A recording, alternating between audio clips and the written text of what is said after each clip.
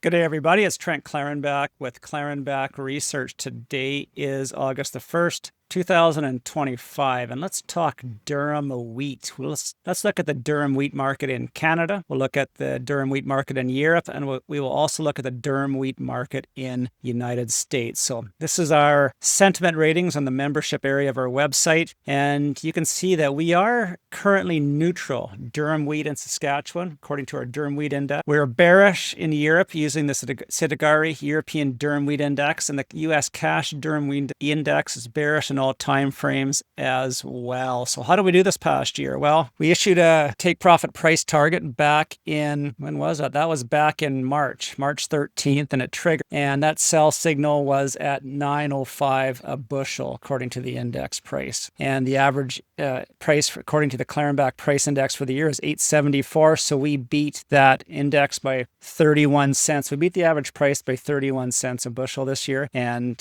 so, yeah, anyways, that worked out. The current price is 8.89, so it's roughly, 16 cents below the sell signals. We're happy with those results. We want to beat the average price for the year. Now, you could have probably sold higher than that. There was higher prices. But remember, this is an index price, so when that sell signal triggers, it might trigger at 9.05, but when we publish that and announce that it triggers, then that's a sell signal at whatever price you can get. Maybe you got 9.20 for it, maybe you got 9.50. I don't know, but that's the way that works.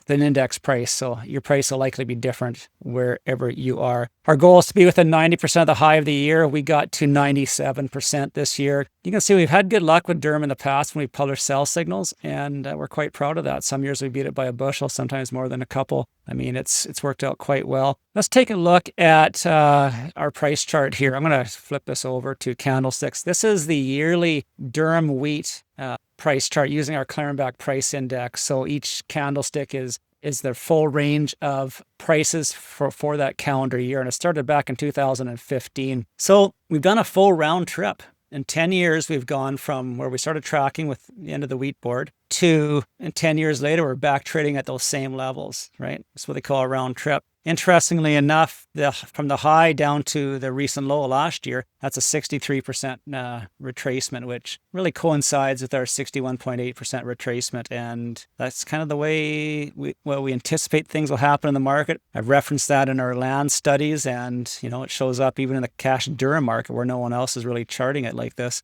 Again, this is the quarterly chart. Each candlestick is 3 months duration. A little more wiggles and squiggles on it. Let's take a look at the monthly chart. The monthly chart's a little more interesting to me. And the reason is this red line represents the 10-month moving average. And right now we're trying to find support at that level. We're trading right at that level. We really want that moving average to act as support. If we can get that moving average start to curl up and be above that moving average, then maybe we get a rally to these higher levels. And again, it's I bearish all other grains. So if the other wheats go down in value, then I anticipate Durum will too. But I really kind of need to have more signals and give me stronger conviction that's going to go lower.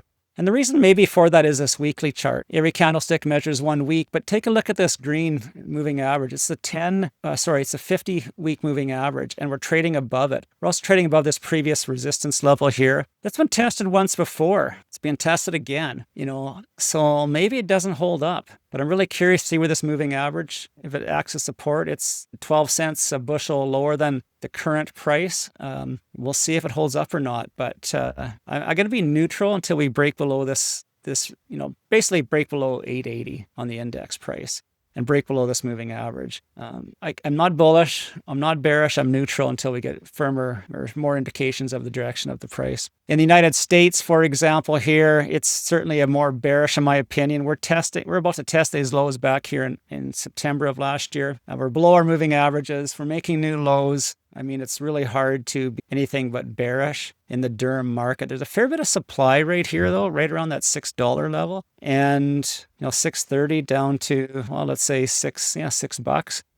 So maybe that previous supply at that level acts as support. We'll see what happens. The $6 is also around numbers, so keep that in mind. There's a power in round numbers. And I think we found that power back here in August of last year when we kind of tested those $6 levels. In Europe, let's take a look at the weekly chart. This is the Sidigari European Durum Wheat Index. And, right now it's trading in this band here I shaded this band here between 269, 290, 293. And I highlighted that probably a couple of years ago now, at least a year ago. I think it's a couple of years ago. And why that was is I viewed it as, I anticipated the price would retest this level. Why? Because it was a previous resistance level. You're going to find in all these charts, whether it's Bitcoin or Saskatchewan farmland, right? Iowa farmland, you're going to see these previous resistance levels get tested with the price. And that's just, I can't explain why that is, but this one took 4 years, but we anticipated it would get retested. It's testing the top of that range right now. I would not be shocked if we go down to that 269, 270 level. But